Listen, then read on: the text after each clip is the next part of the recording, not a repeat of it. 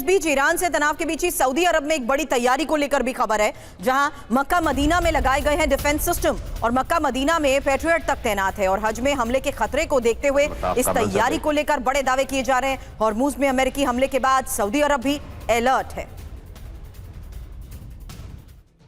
तो क्या हमला कर ईरान को भड़का रहे हैं डोनाल्ड ट्रंप? कल हज का सबसे महत्वपूर्ण दिन है और कल ही सऊदी अरब में बकरीद। अब बकरीद से 24 घंटे पहले ये हमला और हमले में IRGC के 4 जवान मारे गए हैं।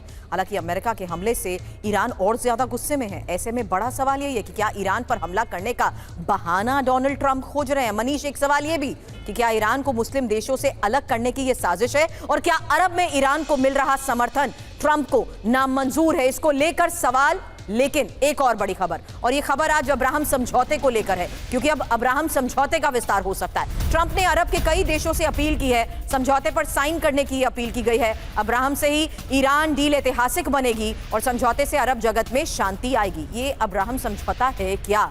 और ट्रंप का ये अब्राहम प्लान अरब देश कैसे परेशान हो सकते हैं, इसी को लेकर मनीष आपसे सवाल करूं। उससे पहले इंफॉर्मेशन, क्योंकि डोनाल्ड ट्रंप का ये प्रस्ताव क्या है? ईरान डील को अब्राहम के विस्तार से जोड़ना चाहिए।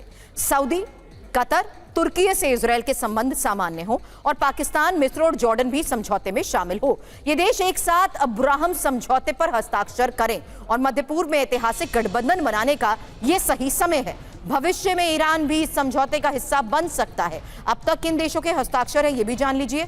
UAE, बहरीन, मोरक्को, सूडान और कजाकिस्तान। किन देशों को प्रस्ताव है? जहां सऊदी अरब, कतर, मिस्र, जॉर्डन, तुर्की और पाकिस्तान। हालांकि एक और इंफॉर्मेशन जान लीजिए सवाल करने से पहले कि आखिर जिस अब्राहम समझौते के विस्तार का यह प्रस्ताव है वो समझौता है क्या? 3 पॉइंट में समझिए। अरब देशों में हालात सामान्य करने की पहल।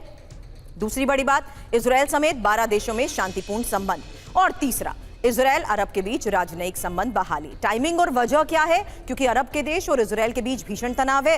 अरब देश इजराइल के बीच फिलिस्तीन बड़ा मुद्दा है और अरब देश तभी मान्यता देंगे जब फिलिस्तीन मुद्दा हल हो।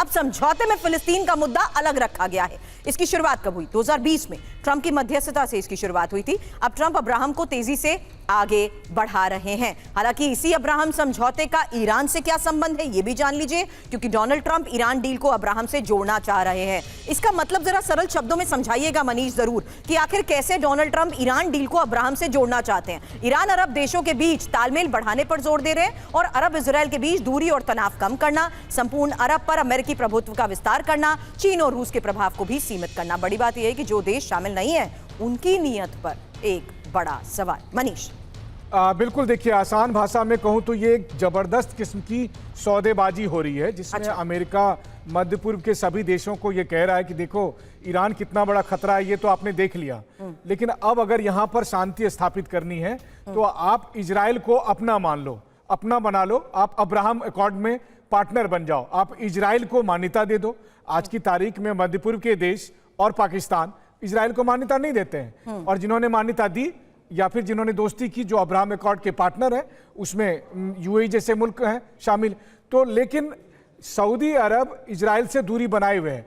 तो आप देखिए कि इस वक्त किस तरह से ट्रंप ने इस युद्ध के नाम पर इजराइल की लेजिटिमेसी को और अधिक बढ़ाने के लिए सऊदी अरब से कहा कि आप भी अब्राहम अकॉर्ड का पार्ट हो जाइए। पाकिस्तान जैसे मुल्क को कहा कि जब तुम मेरी हर बात मान लो तो यह भी बात मान लो